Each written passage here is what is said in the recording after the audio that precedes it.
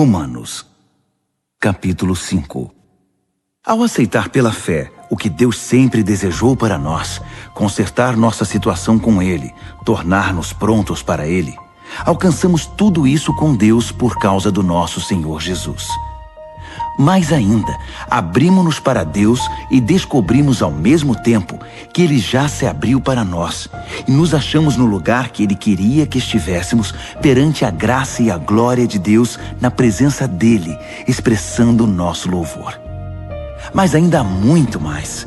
Continuamos a expressar nosso louvor, mesmo que estejamos cheios de problemas, porque sabemos que os problemas podem desenvolver em nós paciência. E como a paciência, por sua vez, forja o aço temperado da virtude, mantendo-nos atentos quanto ao que Deus pretende fazer. Desse modo, passamos a ter esperança. Com essa expectativa, jamais nos sentiremos enganados. A verdade é que nem temos como reunir todas as vasilhas necessárias para encher com tudo o que Deus generosamente derrama sobre nossa vida por meio do Espírito Santo. Cristo chegou na hora certa para tornar isso realidade. Ele não esperou que todos estivessem preparados. Apresentou-se disposto ao sacrifício quando ainda éramos fracos e rebeldes demais para fazer alguma coisa por nós mesmos. Mesmo que não fôssemos tão fracos, de qualquer maneira não saberíamos o que fazer. Podemos entender quando alguém morre por uma pessoa digna e como alguém bom e nobre poderia inspirar um sacrifício abnegado. Mas Deus demonstrou quanto nos ama ao oferecer seu Filho em sacrifício por nós, quando ainda éramos tão ingratos e maus para com Ele. Agora que nossa situação com Deus está resolvida por meio dessa morte sacrificial, o perfeito sacrifício de sangue, não há mais razão para estar em oposição a Deus sobre qualquer assunto.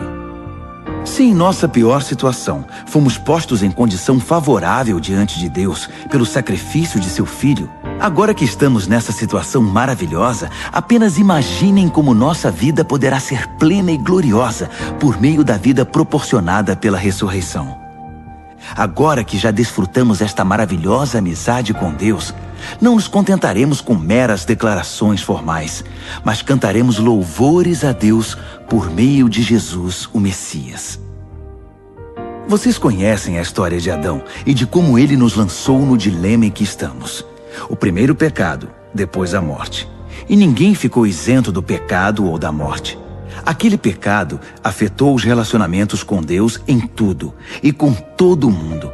Mas a extensão das consequências negativas não ficou clara até que Deus a explicasse em detalhes a Moisés.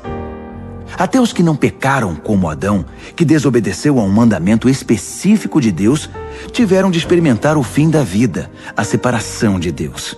Mas Adão, que nos pôs nessa situação, também aponta para aquele que nos livrará dela. Todavia, o resgate não é proporcional ao pecado que traz morte. Se o pecado de um homem deixa multidões de pessoas no profundo abismo da separação de Deus, imaginem a eficácia do dom de Deus derramado por meio de um homem, Jesus Cristo. Não há comparação entre o pecado que traz morte e esse generoso dom gerador de vida. A sentença pronunciada sobre aquele pecado foi a morte. Mas sobre os muitos pecados que se seguiram, veio a sentença de vida. Se a morte obteve supremacia pelo erro de um homem, imagine o que pode fazer a extraordinária recuperação de vida que agarramos com ambas as mãos. Esse dom de vida extravagante, essa restauração total, providenciados pelo homem Jesus Cristo. Aqui está um resumo de tudo. Assim como uma única pessoa errou e nos deixou todo esse problemão com o pecado e a morte, também uma única pessoa fez o que era certo e nos livrou de tudo isso. Mais que apenas nos livrar do problema, ele nos trouxe para a vida. Um homem disse não a Deus e afundou muita gente no erro. Outro homem disse sim a Deus e consertou tudo o que estava errado. Tudo que a lei contra o pecado conseguiu fazer foi produzir mais gente que desrespeitasse a lei. Mas o pecado não teve nem tem chance de competir contra o perdão poderoso que chamamos graça. Na disputa entre o pecado e a graça vence com facilidade. Tudo que o pecado pode fazer é nos ameaçar com a morte. Já a graça, uma vez que Deus está consertando as coisas por meio do Messias, nos convida à vida. Uma vida que continua para sempre, que jamais terá fim.